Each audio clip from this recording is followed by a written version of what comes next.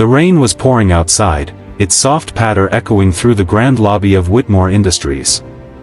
The marble floor reflected the glow of the golden chandeliers above, but in one corner, a man in a faded blue uniform pushed his mop in slow, deliberate strokes.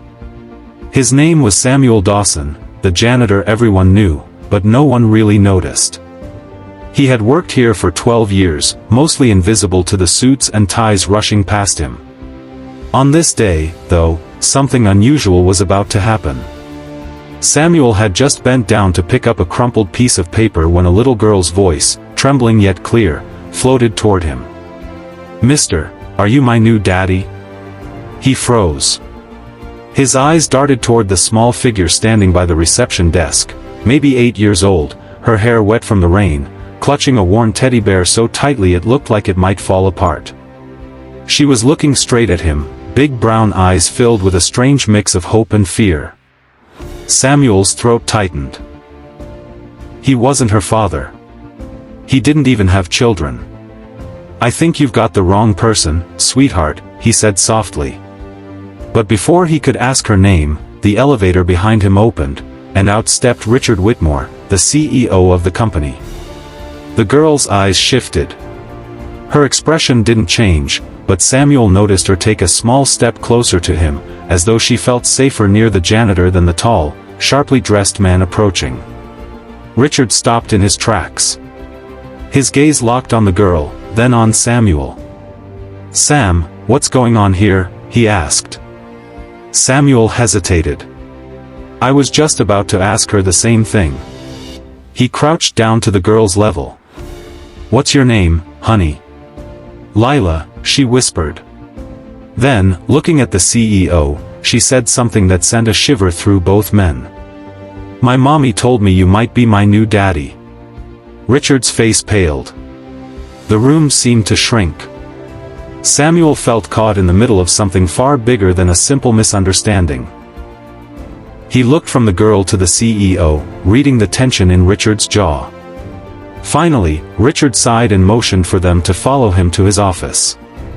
Once inside, the truth began to unfold. Richard had known Lila's mother years ago. They had met at a charity gala, shared a few moments, and then life had swept them in different directions. But months ago, he had heard rumors that she'd been in trouble, money problems, illness, an unstable home. He had meant to reach out, but business consumed him, and weeks became months. Samuel sat silently in the corner, watching the CEO's usual confident composure begin to crack. It turned out that Lila's mother had passed away just 2 days ago. With no close relatives willing to take her, Lila had remembered one thing her mother had once said during a bedtime story: "There's a kind man named Richard, maybe one day he'll take care of you if I can't." The words hit Richard like a punch. But he didn't know the first thing about caring for a child. His world was contracts, meetings, stock prices. He looked lost. Samuel, on the other hand, recognized the look in Lila's eyes. He had seen it in his own reflection many years ago, when he was just a boy bouncing through foster homes, never sure if anyone would keep him. Over the next few days, Lila stayed in a temporary children's shelter. Richard visited once, bringing expensive toys she didn't touch. Samuel visited too, bringing her hot chocolate and sitting beside her quietly while she colored. She opened up to him, telling him about her mom's lullabies, the way she used to make pancakes shaped like stars, and the night she got sick.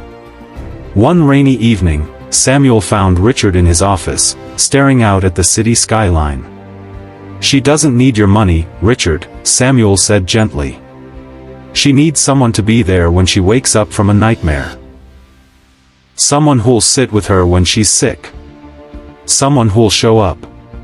Richard turned, his eyes tired. "I've never been that person, Sam."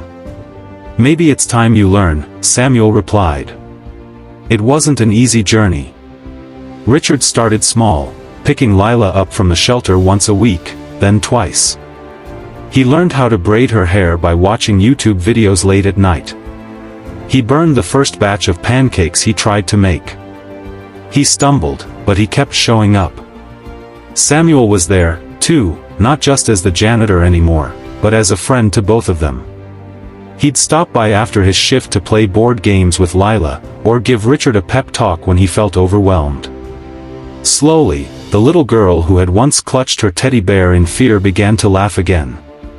One Saturday morning, they were all in Richard's kitchen, the CEO in an apron, Samuel flipping pancakes, and Lila humming to herself, when she suddenly said, "I think I have two daddies now." Richard froze mid-pour.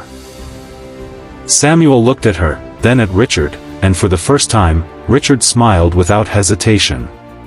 "I guess you do, Lila." Months later, Richard officially adopted her.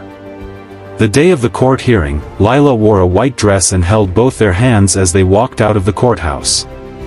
She looked up at Samuel and whispered, "I knew you'd both come for me." And in that moment, Samuel realized something profound. Family isn't always about blood, it's about who shows up, who stays, and who loves you through the storms.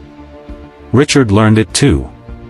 The CEO who once thought his worth was measured in boardrooms and bank accounts now understood that his greatest investment was in a little girl who had once asked a janitor, "Are you my new daddy?" And Samuel? He went home that night knowing that sometimes, being invisible for years gives you the heart to see what others miss. By the end, their lives were changed, not by wealth, not by chance, but by the courage to care. The rain that had once poured over that first meeting seemed far away now, replaced by a light that came from within. Because sometimes, the smallest voices ask the biggest questions, and if you listen, they just might change your life forever.